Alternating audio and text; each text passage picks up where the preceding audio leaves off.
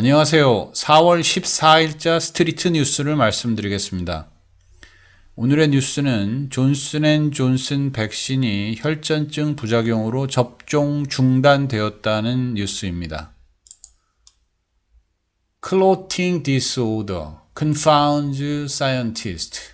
클롯이라는 게 혈전입니다. 그러니까 혈액이 응고되는 걸 말하는데 blood clotting이라고 하죠. 혈액 응고 장애가 과학자들을 당황하게 하다라는 뉴스입니다. 존슨앤존슨의 코로나19 백신을 맞은 접종자 6명이 부작용이 발생했는데 보건당국이 이에 사용 중단을 권고하고 나섰습니다. 미국에는 화이자 백신과 모더나 백신을 맞는 사람들이 많은데 존슨앤존슨에서 만들어낸 백신을 맞은 사람은 약 700만 명 정도 된다고 합니다. 그 중에서 6명이 부작용이 발생한 거죠. 혈전이 왜 생기는지에 대한 원인을 지금 현재 밝히려고 중단시킨 건데 아직 존슨앤존슨 백신의 혈전 형성 원인은 모른다고 합니다. 단지 동일한 기술로 만든 유럽의 아스트라제네카가 그 혈전 형성 문제를 그대로 직면하고 있는데 그 원인에 대한 가설 중에 하나가 이 백신이 혈전을 만드는 그런 그 유발시키는 인체의 면역 반응을 증가시키는 것으로 지금 보고 있습니다. 그러나 정확한 원인은 아직도 밝혀지지 않았다고 합니다.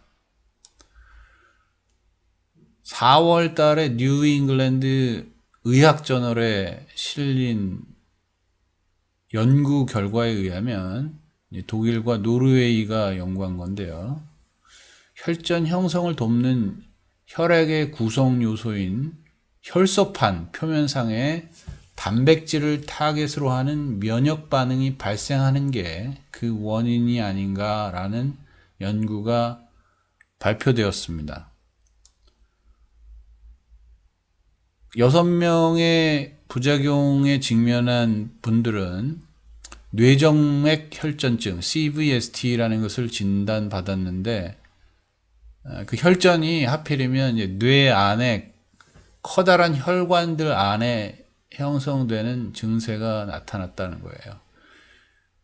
뇌혈관이 응고가 되면 두개골의 압력이 증가되고 그러면 이제 뇌 안에서 출혈이나 아니면 뇌졸중, 스트로크가 발생할 가능성이 높아져서 위험한 그런 사고라고 할 수가 있겠죠. 현재 문제가 발생한 환자 6명은 공교롭게 모두 여성들인데 18세에서 48세 사이의 여성들입니다. 그리고 접종 후 약 일주일에서 2주일 사이, 6일에서 13일 사이에 증세가 발현되었으며 그 중에서 한 명은 사망했다고 합니다. 굉장히 중요한 뉴스라서 비중 있게 3개의 타이틀로 이것과 관련된 뉴스를 다루고 있는데 그 중에 하나만 더 소개시켜 드리겠습니다. HALT is advised to find answers. 답을 찾기 위해 중단을 권고하다.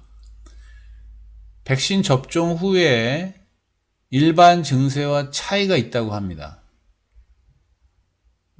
이제 이 백신을 맞으면 감기하고 비슷한 증세가 나타나는데 이제 몸살 감기 증세죠. 그런데 이제 그 6개의 부작용이 발생한 혈전 사례로부터 알아낸 것은 엿새에서 13일 내에 증세가 발현한다는 거죠.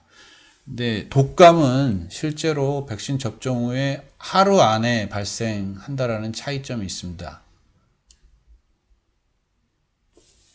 보건당국이 백신 접종을 중단한 이유는 첫 번째가 의료진들에게 그 위험성을 알리고 그 다음에 접종자들에게 부작용을 알리고 부작용이 뭔지 알리고 그 다음에 부작용 발생 시 무시하지 말기를 당부하기 위해서이라고 합니다.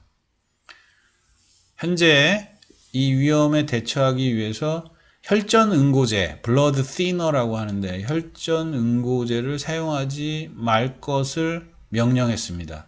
그러니까 의료진에게 혈전 응고제를 처방하지 말라고 명령을 했다고 합니다. 누구에게 가장 위험한가? 아까 말씀드렸듯이 젊은 여성들이 고위험군에 속할 것 같다고 추정하고 있습니다. 명확하진 않지만.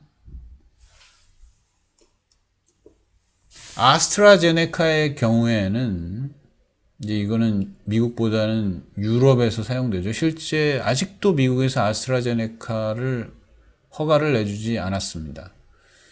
유럽에서 사용되는데 영국의 경우에는 이 혈전 응고 문제 때문에 30세 이하에게 접종 금지, 그리고 캐나다에서는 55세 이하에게 접종 금지를 권고했습니다. 금지라기보다는 이제 맞을 사람은 맞을 수 있는데 되도록이면 맞지 말라고 권고를 했다고 합니다.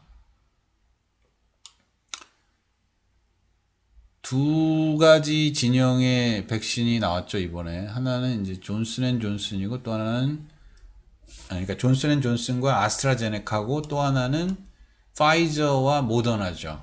두 가지가 그 기술이 다른데 존슨앤존슨과 아스트라제네카는 바이러스 벡터 백신 기술이라고 합니다. 바이럴 벡터 백신 기술.